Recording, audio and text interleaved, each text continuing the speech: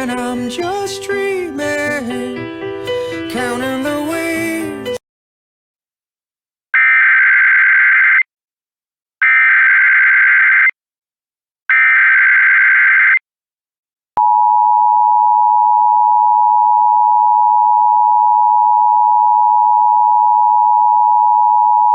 An Amber Alert is being issued by the California Highway Patrol on behalf of the Riverside County Sheriff's Department.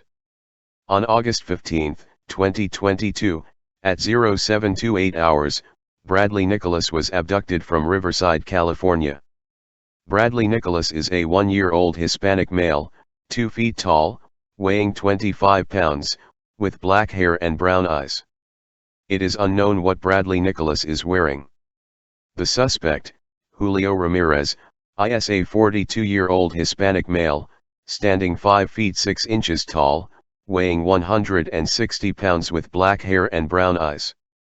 The suspect was last seen wearing a black shirt, gray shorts, and black shoes.